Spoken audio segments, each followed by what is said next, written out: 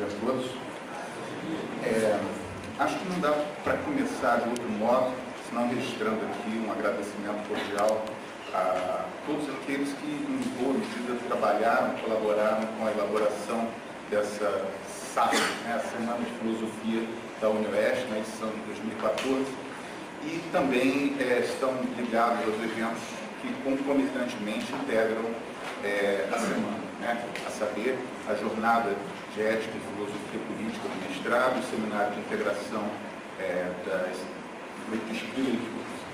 Eu gostaria de registrar aqui um agradecimento pessoal à professora Esther Reuser, que cometeu a imprudência de me chamar para falar hoje aqui ao lado de tão dileta companhia, a professora Sandra, o professor Silas e a professora Carla. E é um motivo de grande satisfação para mim estar aqui comunicando. Tá? Bom, o texto que eu gostaria de apresentar é um texto que foi concebido de maneira a congregar o espírito dos três eventos que ocorrem. Né? Não apenas os seminários, leituras, onde uma ênfase na linguagem se dá, quanto também a temática da ética, que no fundo permeia a nossa jornada do mestrado, e por fim a temática principal dessa roda de pensamento, né, melhor do que mesa redonda, sobre a filosofia da diferença. Né? Na tentativa, então, de articular esses três matizes, né, o meu texto busca congregar essa discussão, passando por Heidegger, naturalmente, a questão da diferença nesse autor, e também ensejando em que medida a ética pode ser pensada à luz de uma filosofia da diferença. Por esse motivo, o meu título que eu adotei para a minha comunicação, para a minha conferência, ele é uma citação de uma passagem que se encontra no texto do Heidegger, na verdade, uma conferência de Heidegger chamada Identidade e Diferença, e no qual ele, usando a linguagem poética de muitos dos autores que ele agencia, no intuito de tornar pensável as coisas que ele se ocupa, usa da seguinte maneira a seguinte frase: em que constelação de homem e ser estamos nós? Esse é o título da minha conferência. Ela possui um subtítulo que se chama Sobre o ethos do ser humano à luz da concepção de diferença ontológica. Tá? Com isso, então, fica pontuado não apenas o título da disciplina, o título da conferência, quanto também a pergunta que a gente coloca para nós e vai buscar responder no espaço que nos cabe. Eu tenho a dizer que o texto, ele se tratando de Heidegger, de uma questão, digamos assim, de vulto do pensamento heideggeriano, tem um grau de dificuldade específica que eu vou tentar diluir ao longo da minha fala. Quero dizer também que o texto, a princípio, era um pouco mais longo do que ele é agora. Na verdade, a minha comunicação estava prevista para 4 horas. Aí a professora Esther Reuser, desesperada, falou assim: não, Roberto, até 40 minutos. Então eu fui obrigado a redimensionar. E aí, se vocês, ao longo da minha fala, acharem assim, pô, mas esse cara está se delongando, que texto chato, lembrem que podia ser 4 horas. Mas a professora Carla, zelosa que não vai deixar chegar a esse ponto, naturalmente. Né? Então, gente, meu texto se divide em 3 partes, e a primeira é aquela que se dedica a falar especificamente da compreensão que Heidegger tem de ética, tá bom? Naturalmente pensado à luz da noção de diferença. Heidegger não é um pensador da ética. Afirmar isso quer dizer que a ética não constitui o escopo mais primordial da sua filosofia. Isso se evidencia empiricamente ao indicarmos que pouquíssimas vezes o filósofo abordou o tema. Tal silêncio, entretanto, não seria suficiente para embargar a pretensão de quem pretende pensar uma ética fenomenológica existencial, ou, mais especificamente, uma ética heideggeriana. É possível identificar, afinal, nesse tempo, obra da década de 20, apontada como seu principal trabalho, Heidegger apropriando e traduzindo fenomenologicamente conceitos como o de frônesis, conceito grego que pode ser traduzido como prudência ou então como também sabedoria prática. Esses conceitos da ética nicômaca são então convertidos para o âmbito da ontologia fundamental daquele autor. Da mesma maneira, é possível ver descrito fenomenologicamente o quanto a tutela do impessoal, uma dimensão coletiva da existência, poderia tutorar os nossos comportamentos do ser aí, na medida em que é esse o homem lançado em mundo. Apesar dessas descrições e análises emularem o pensamento ético de alguns filósofos contemporâneos, é preciso reconhecer que, por razões históricas, a persona de Heidegger não é exatamente bem vista entre os estudiosos da ética. No foco das sempre reaquecidas celeumas em torno do desastrado engajamento político de Heidegger com o nazismo, nosso filósofo, muito pelo contrário, pareceria estar na contramão daquilo que se espera de um pensador da ética, a saber, que seus ensinamentos correspondam à sua conduta. Essas falas de merecida reprovação, contudo, deveriam se contentar com aquela frase de efeito de Sartre, segundo a qual, abre aspas, Heidegger não tem caráter. Né? Essa citação a gente vê subsidiada pelo filósofo francês Jean Beaufret, e que, no fundo, eu coloco aqui, tão bom se nós pudéssemos acatar essa proposição, esquecer essa questão polêmica política e se dedicar, enfim, ao que no pensamento de Heidegger há de interessante. Se desejarmos, todavia,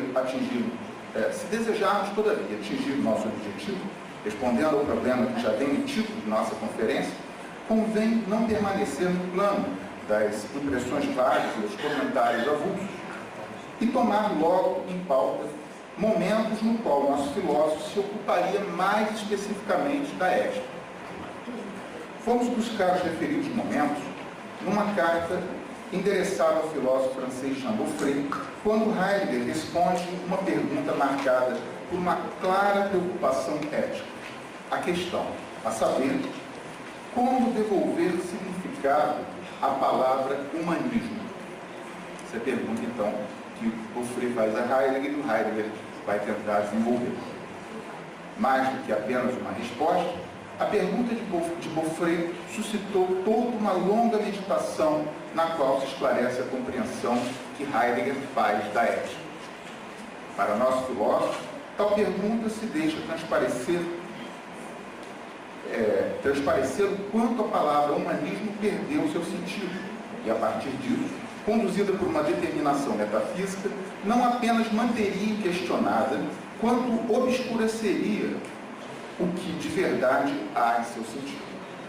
Essa afirmativa vale para o humanismo e valeria ainda mais para uma ética, pois, segundo Heidegger, em uma citação do autor, a aspiração por uma ética urge, com tanto mais pressa, por uma realização, quanto mais a perplexidade manifesta do homem se exacerba para além de toda medida. Deve dedicar-se todo o cuidado à possibilidade de criar uma ética de caráter obrigatório, uma vez que o homem somente pode ser levado a um asseguramento através de um recolhimento e ordenação do seu agir como um todo. Fim da citação. Perceba que a filosofia de Heidegger, antes de qualquer preocupação ética, parece ter em conta a questão do ser.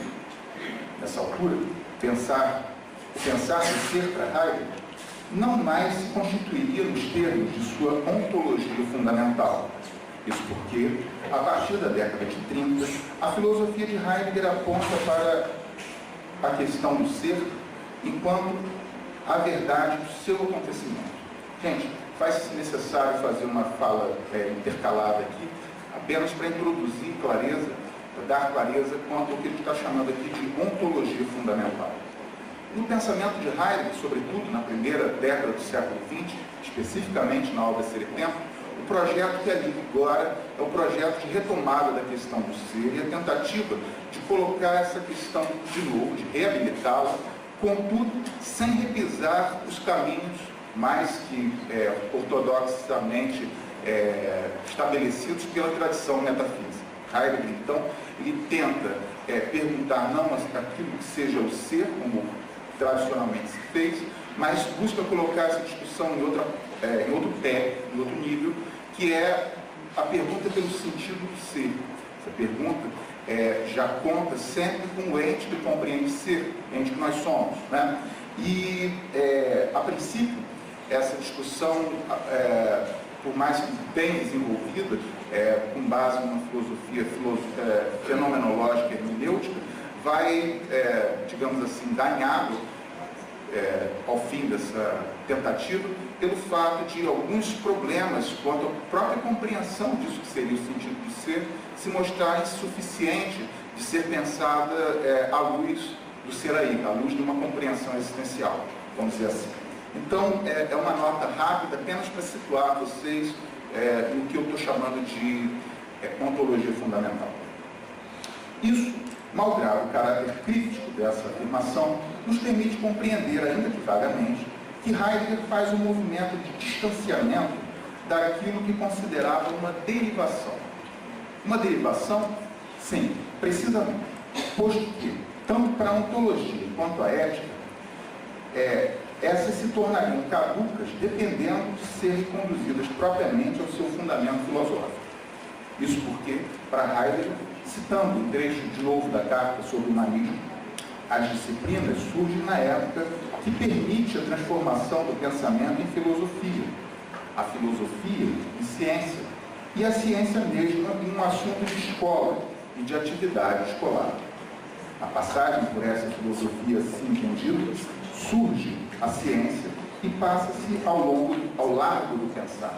Né? Ou seja, Heidegger entende que toda tentativa de pensar questões filosóficas de maneira a disciplinarizá-las já seria uma redução desse pensamento, já seria perder de vista o que de mais tempo existe nessa discussão e nos situaríamos então no campo de problemas e não de questões, no campo das filosofias convertidas em uma disciplina de escola e não um questionamento radical. Após esse diagnóstico, Heidegger ainda faz uma recomendação. Antes de procurarmos determinar mais exatamente as relações entre ontologia e a ética, devemos perguntar o que são a própria ontologia e a própria ética. Impõe-se considerar se aquilo que é nomeado nessas duas expressões ainda permanece adequado e próximo àquilo que foi entregue ao pensar como tarefa que deve, antes de tudo, tratar da verdade do ser. Fim da passagem. O elenco dessas passagens nos permite depreender que para Heidegger, ética, isso vale para a lógica, a ontologia, a estética ou todas as outras disciplinas filosóficas, ao se tornar disciplina escolar, passa a ser síntese abreviada da questão do ser, que, para Heidegger, conduz o destino do pensamento ocidental. Né? É preciso dizer que Heidegger, ao longo da sua vida toda, mesmo já na década de 60, perto de ele morrer, 70, perto de ele morrer, ele assinala que a única questão que importa a ele, a única questão que é mais fundamental ao seu pensamento, aquela que norteou toda a carreira acadêmica dele, não apenas o próprio, foi estofo principal do pensamento dele, é a questão do ser e não outra.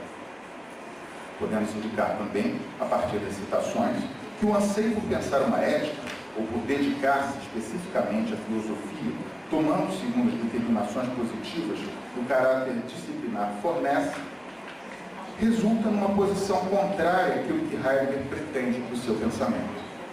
Urge assim dizer que é a questão do ser, na verdade, e a verdade desse ser que interessa ao nosso filósofo. Essa última assertiva não se dá gratuitamente. Em obras como Contribuições da Filosofia, do Acontecimento Apropriativo, uma obra de 1934, apontada como a mais representativa do período maduro para muitos filósofos comentadores de Heidegger, né, e que para alguns ela é considerada talvez a segunda obra mais importante de Heidegger depois de seu tempo. Heidegger é exaustivo ao repetir que o tema e a questão primeira de sua filosofia é a questão do ser. E ainda mais, citando o autor, que a pergunta pelo ser como pergunta fundamental não teria atingido nada do que é digno de ser questionado se não houvesse sido impelida em direção à pergunta pela origem da diferença. Tá? É preciso dizer, entretanto, que diferença na filosofia de Heidegger é diferença ontológica. Bom, a gente termina então aqui, primeiro, dos 3 passos do nosso texto. Aqui então se situou que posição Heidegger tem frente à ética. Na verdade, mais importante que a ética, a gente viu que é a questão do ser, e a questão do ser, em muito, se beneficia por conta da noção de diferença ontológica. Tá bom? E aqui o que a gente tem, a partir de agora, o segundo tópico da conferência, é uma apresentação do que o Heidegger entende por diferença ontológica, e essa apresentação se faz assim, comparando, cotejando pelo menos 2 momentos da obra de Heidegger. O período da década de 20, de ser e tempo escrito, e o período da obra posterior. Para onde quer que olhemos a vasta obra de Heidegger, eis ali a diferença ontológica. Sendo uma das concepções mais centrais da filosofia de Heidegger, ela parece ligada ao seu pensamento sobre o ser desde o início. Assim, quando o filósofo ainda era colegial, a diferença ontológica já o intrigava desde as leituras do livro de Franz Brentano sobre as múltiplas significações do ente segundo Aristóteles. Esse livro, As Múltiplas Significações do Ente segundo Aristóteles, é o livro que dá a intuição primeira do pensamento de Heidegger, que ele vai perseguir durante bastante tempo. Dessa lição aristotélico-brentaniana, Heidegger aprendera que a entidade pode significar de muitos modos, o que faria com que nosso filósofo se distanciasse das ontologias tradicionais, para as quais ser seria uma identidade pura e absoluta, para pensar a unidade do múltiplo segundo as perspectivas dessa diferença. Em seu tempo, a concepção de diferença ontológica também cala fundo, ainda que ali não seja nomeada enquanto tal. Nesse momento, diferença é o que permite a Heidegger a árdua tarefa de dialogar com a história da filosofia e empreender, por meio desse diálogo, a recolocação da pergunta pelo sentido do ser. Lembremos que essa pergunta é o que dá estímulo àquela ontologia fundamental, o projeto ontológico inicial de Heidegger. Questionar o sentido do ser guarda um diferencial frente às outras ontologias. Desta vez, o ser não será perguntado metafisicamente segundo a medida de um ente supremo de suas supostas propriedades. A ontologia de Heidegger é fundamental justamente porque a diferença ontológica lhe permitirá um ser que se diz de muitos modos.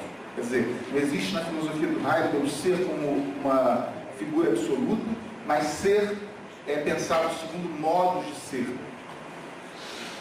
Também a sua filosofia tardia, Heidegger reserva espaço para a diferença. Em verdade, trata-se de um lugar privilegiado. Ali, tal concepção passa de diferença para diferenciação, Unterscheidung. Alteração que indica que tal diferenciação não se evidencia como uma distinção categorial ou um exame lógico racional, leia-se, transcendental, do ser e da entidade. Isso porque não se trata de ter uma representação do ser e do ente a partir de uma idealidade plena. Pois, para o Heidegger tardio, pensar a diferença ontológica como mera representação do ser e de ente seria uma conduta tipicamente metafísica e, por isso mesmo, seria não apenas implausível, quanto também equívoca. Isso aqui é apenas para enfatizar que diferença ontológica para Heidegger, nesse caso para Heidegger, não é algo que se estabeleça, por exemplo, por meio de uma representação. Não é algo que se faça, por exemplo, uma distinção racional entre ente e ser. né? Existe uma passagem que chega a ser pitoresca, que o Gadamer, que foi um aluno do Heidegger, né, um filósofo contemporâneo também, mas aquele que talvez represente melhor a figura do, entre aspas, discípulo de Heidegger, que ele conta um episódio que, saindo das preleções, o Gadamer, jovem, acadêmico, junto com um colega chamado Gerhard Krüger, acompanhavam o Heidegger até sua casa. Existia o hábito, que pode-se dizer romântico, de carregar a mala do professor, né, até a casa, né, coisa de aluno e professor. E aí, durante o caminho, o Gadamer e o Krüger, conversando com Heidegger, indagaram Heidegger. Mas como é que se dá, especialmente, essa coisa da diferenciação ontológica? Em que medida a gente pode ter critérios para fazer a tal diferença? E aí o Heidegger se deteve assim, num dado momento, falou assim, não, mas essa tal diferença ontológica não é algo que se consolide na forma, que se estabeleça na forma de uma distinção racional, não é representativa, não é categorialmente pensada segundo os expedientes da razão ou do sujeito. E é digno de ressaltar isso, porque o Gadamer, que teria feito a pergunta, é alguém que vem da escola do neokantismo, onde o elogio à razão é reincidente, né? O equívoco, nesse caso, consiste principalmente no modo representativo de a diferença ontológica tomar o ser segundo a medida do ente, isso é, onticamente, apenas com refinamento de atribuir características de ente abstrato.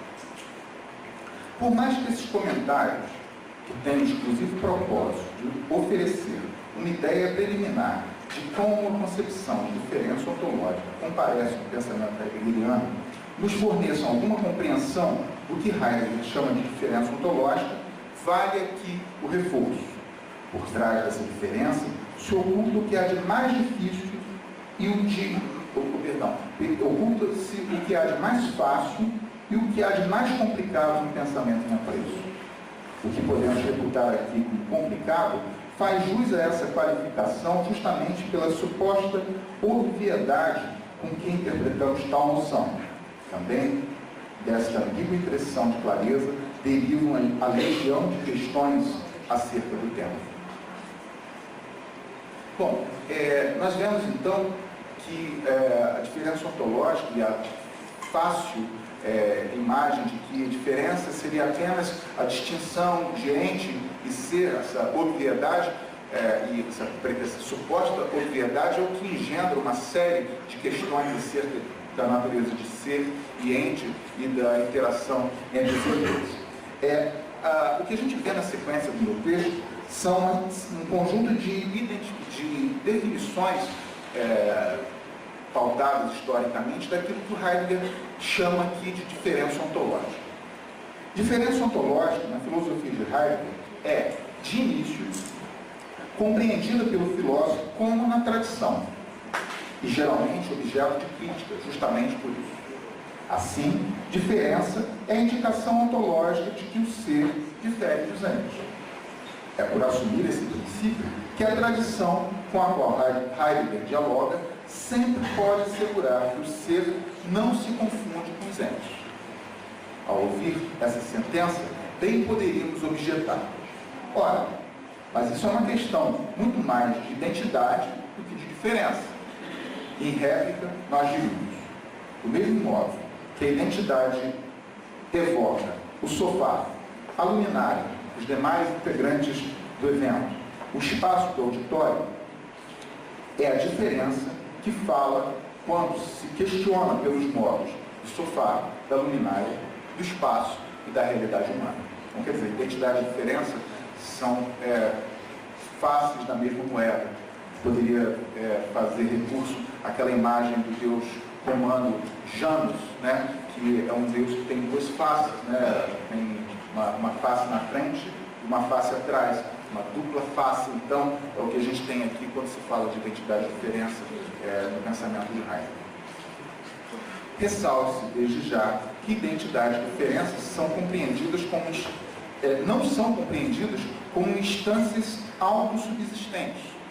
Afinal, para Heidegger, nada há de quantitativo ou de substancial nesses fenômenos. Contudo, não se pode desprezar o fato de que, no âmbito do seu tempo, nosso filósofo ainda compreende a diferença ontológica como uma indicação da constituição de campos de sentido e significados, nos quais se identifica um critério ontológico para o comportamento do ser aí humano.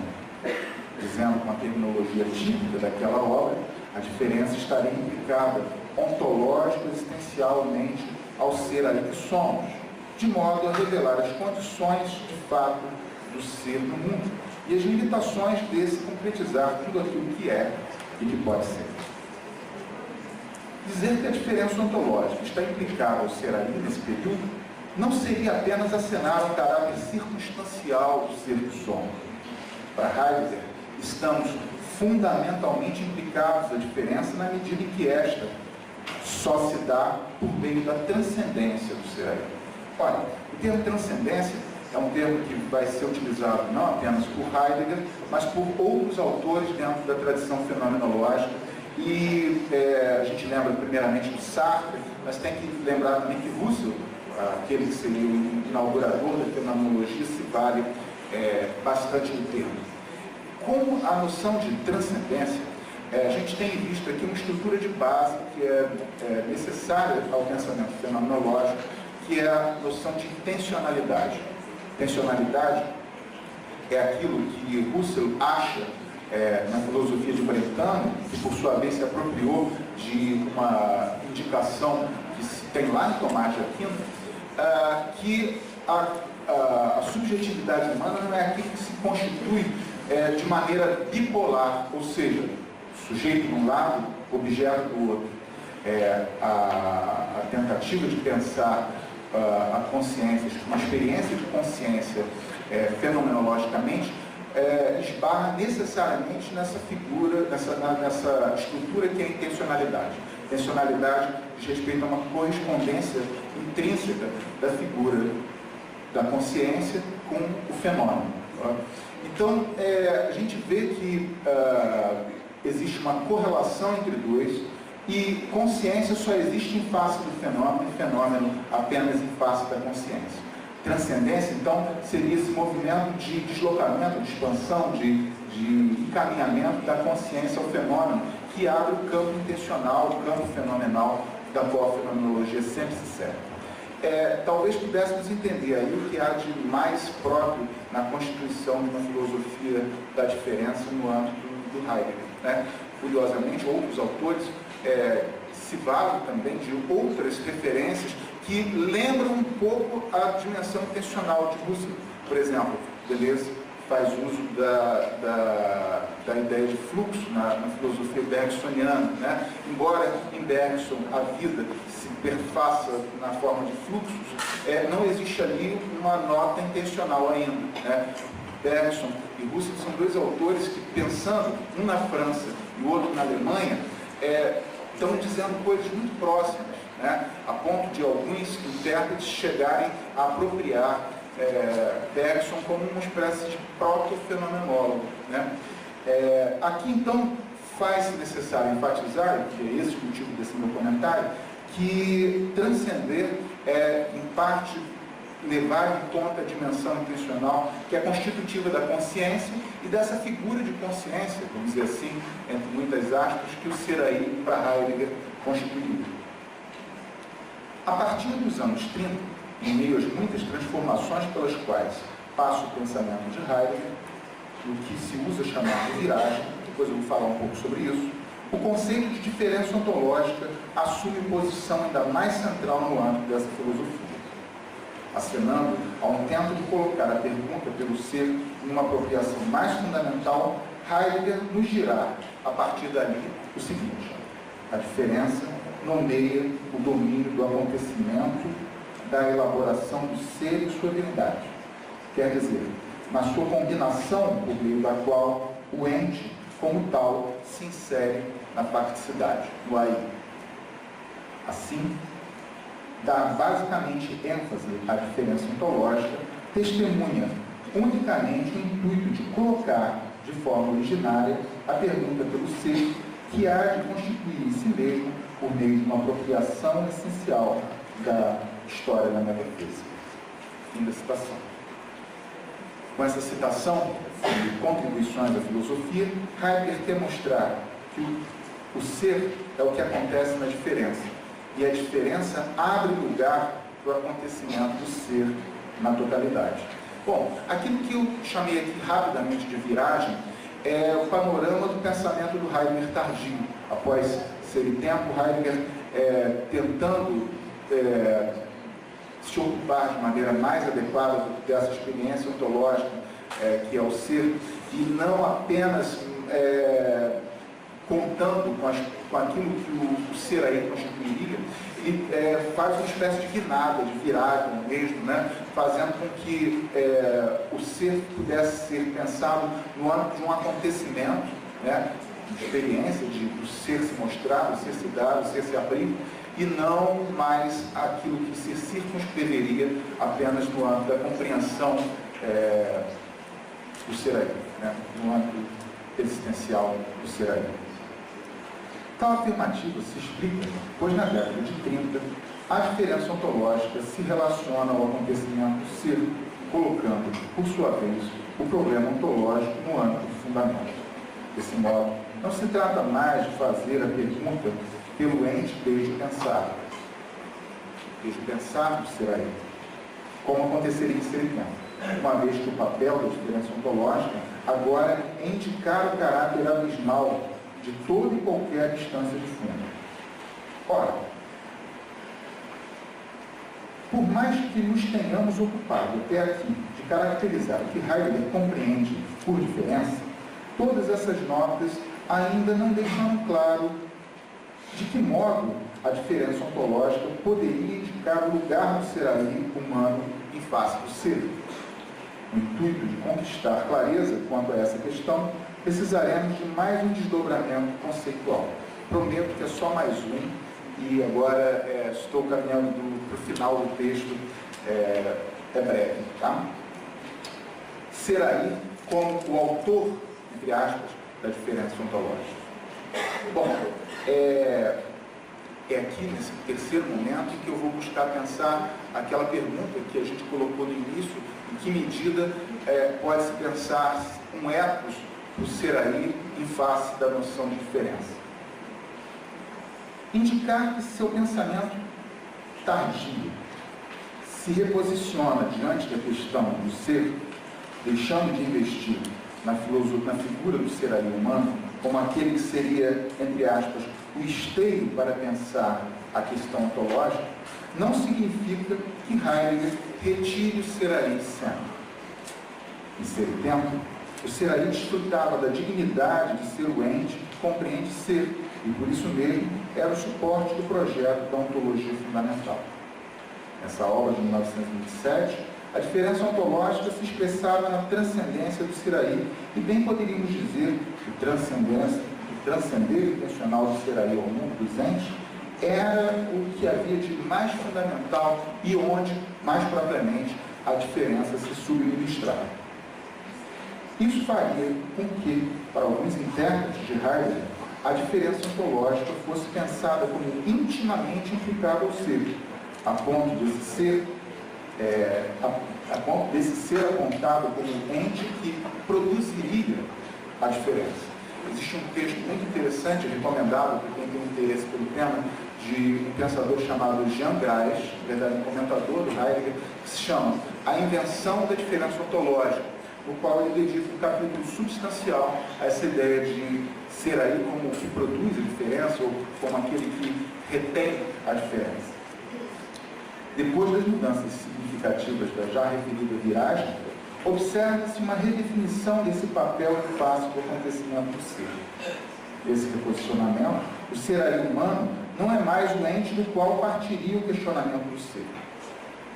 Ora, mas se o Heidegger tardio está interessado na abertura do ser e no modo com o qual ele se insinuaria ao seu acontecimento, como pensar, a partir daí, então, a diferença? No redimensionamento que esse evento promove, o ser aí humano passa a não ser mais aquele existente, detentor do privilégio ontológico de compreender o sentido do ser, e por meio desse, interpretar os entes da totalidade.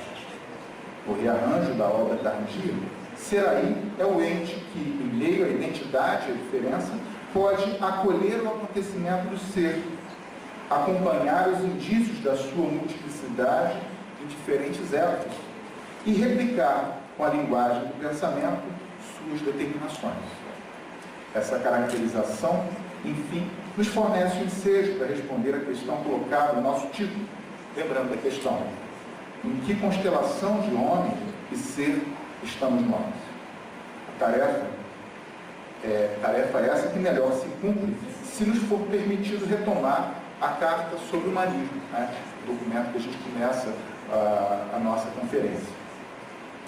Nessa carta, presenciamos nosso pensador com uma linguagem metafórica e quase poética, falar do ethos cabido ao ser aí humano em face do acontecimento do ser e desde a existência ontológica fundamental. Citando Heidegger, eis aqui um elemento enigmático. O homem é réplica existente do ser. Ele é mais que o animal racional, na proporção em que precisamente é menos na relação com o homem que entende a partir da subjetividade. O homem não é senhor do ente. O homem é pastor do ser. Nesse menos, o homem nada perde, apenas ganha, porquanto atinge a verdade do próprio ser. Gente, o desdobramento desses comentários, sobretudo da afirmativa heideggeriana de que o homem é pastor do ser, ficaria para outra ocasião, dado que dá pano para mão. Por hoje é só, isso é tudo. Obrigado.